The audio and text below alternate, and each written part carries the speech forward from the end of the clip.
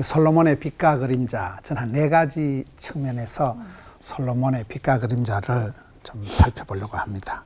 첫째는 솔로몬은 가장 사랑을 받은 사람이지만은 또 사랑을 가장 실패한 사람이다. 솔로몬의 이름 뜻이 보면 사무엘하 12장 25절에 여디디아라 하시니 이는 여호와께서 사랑하셨기 때문이더라. 솔로몬의 이름 뜻이 사랑받는 자예요. 여디디아. 최고의 하나님의 사랑을, 은총을 담뿍 받은 사람이 솔로몬인데, 그의 그 후궁과 첩이 700명, 300명, 1000명의 이제 부인들이 있었으니까, 열왕기 왕상 11장 3절에 보면 그 여인들이 왕의 마음을 돌아서게 하였더라.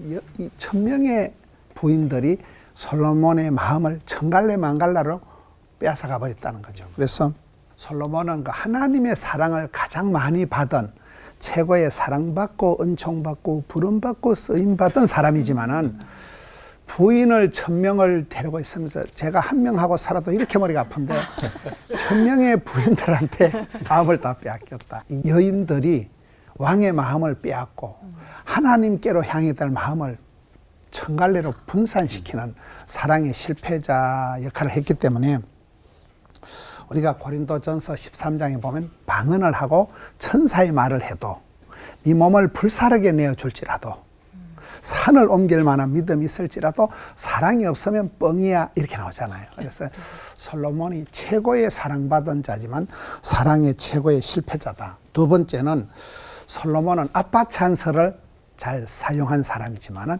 자식 찬서는 실패한 사람이다. 역대상 22장에 가서 보면 그 고고학적인 자료나 이런 거 보면 솔로몬이 잘생기거나 아주 영민한 스타일이 아니에요. 솔로몬이 어릴 때 좀 어리버리했다는 거예요. 멍 때렸다는 거예요. 그러니까 아빠가 걱정이 태산이니까 역대상 22장에 보면 아빠 다윗이 하나님, 우리 아들이 지어야 될 성전은 크고 장려한데 우리 아들은 어리고 미숙하니 우리 아들에게 지혜와 명철을 주세요. 그래서 솔로몬이 지혜왕이 된 거예요.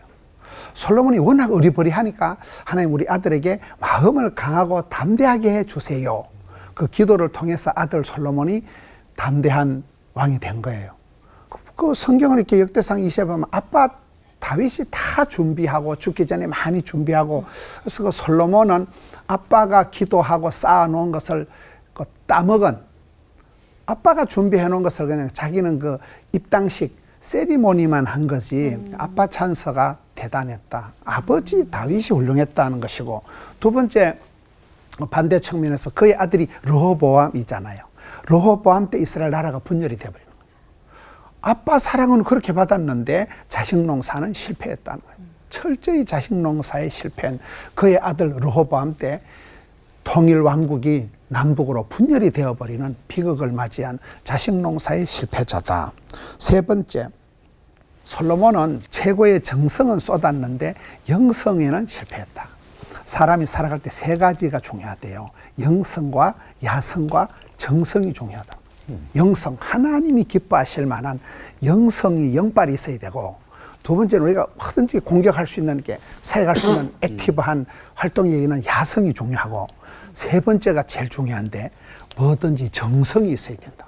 지극 정성이 있어야 된다. 이 솔로몬이 기도할 때 1000번제를 드렸으니까 엄청난 거잖아요.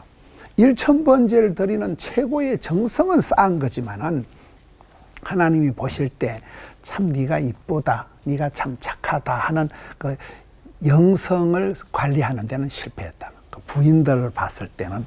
그리고 이제 자식 농사라는 게, 우리가 성경 요한 3서를 보면 영혼이 잘 되고 범사가 잘 되고 온몸이 잘 되고, 그걸 뭐 흔히 삼중 축복이라 그래요. 근데 그 영혼이 잘 되고 범사가 형통하고 온몸이 강건한 것보다 더 중요한 게 그 뒤에 3절 4절에 나오는 말씀에 보면 너희 자녀들이 진리를 행하는 것이 가장 중요하다는 거예요. 솔로몬이 아무리 부귀영화를 누리고 3중 축복, 5중 축복을 다 누려도 자식 농사에 실패한 것이 이게 세 번째 빛과 그림자. 마지막으로 솔로몬의 네 번째 빛과 그림자는 그의 저서를 보면 알 수 있다는 거예요. 사람이 그 어떤 기도를 한다, 글을 적는다는 것은 그 사람의 신앙 고백이잖아요. 솔로몬의 저서가 3권이에요. 첫째는 잠언, 아가서, 전도서. 잠언은 뭐냐? 젊을 때 하나님 주신 지혜를 가지고 백성들을 다스리는 지혜서가 잠언서잖아요. 하나님이 주신 지혜를 가지고 백성들을 다스릴 때는 솔로몬 왕이 된 거예요.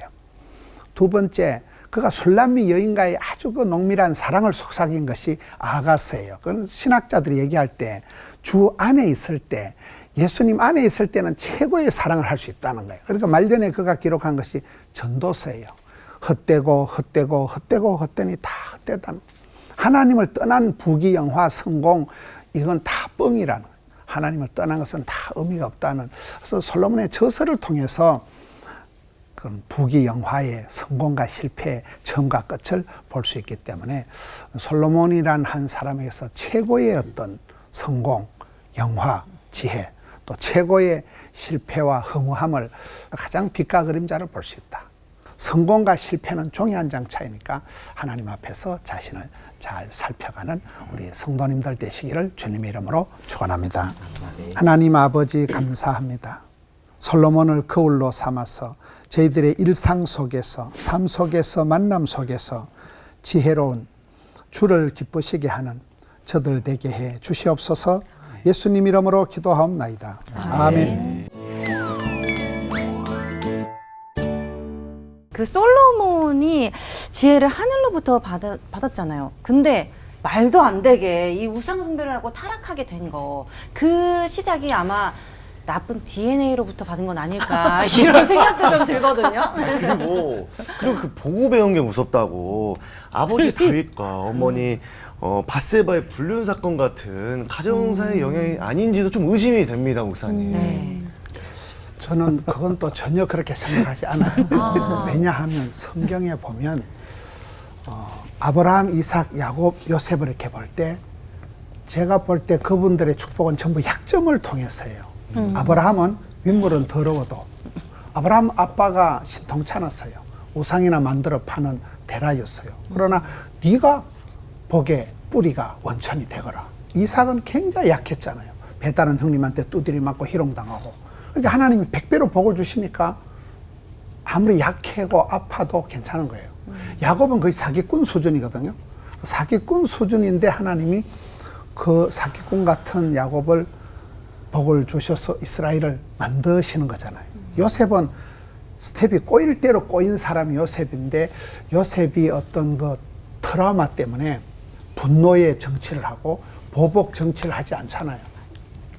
저는 그런 부분에서 DNA가 이게 문제가 있다. 이 종자가 이거 썩을 종자다. 이거는 이 더러운 피가 흐른다고는 생각을 안 하는 이유가, 예를 들면 한나를 보세요.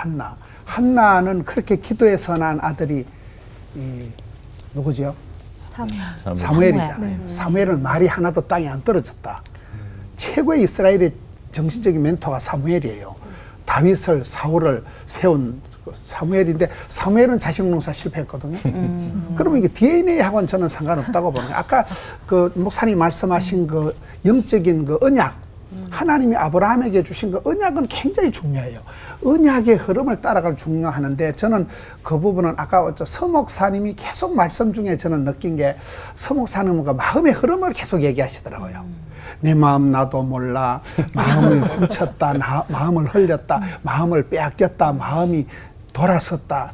그래서 저는 솔로몬뿐만 아니라 이 종자가, 씨알이 문제가 있는 게 아니고, 결국은 자기 마음을 자기가 평생을 붙들고 나가야 되는데, 그 서목사님 말씀하신 그 마음의 흐름을 놓쳐버린, 마음의 흐름을 챙기지 못했는데, 그것은 아까 목사님 말씀처럼 그 하나님이 언약하신 그 마음을 끝까지 붙들고 가야 되는데, 지욕심을 챙기면서, 야고보서 1장에 보면 우리가 갖지 말아야 될 마음이 3가지가 나와요. 의심하지 말라, 두 마음을 품지 말라, 욕심을 버리라. 의심, 두심, 욕심이 우리한테 와버리면 마음을 빼앗기고, 마음이 돌아서고, 마음이 흩어지고, 저는 그래서 결국은 솔로몬 자신의 어떤 마음이 중간에 첫사랑을 잃어버렸다. 마음이 변질이, 마음이 이렇게 변태가 된 것이 문제지, 자기 마음을 못 지킨 원인이라고 봅니다.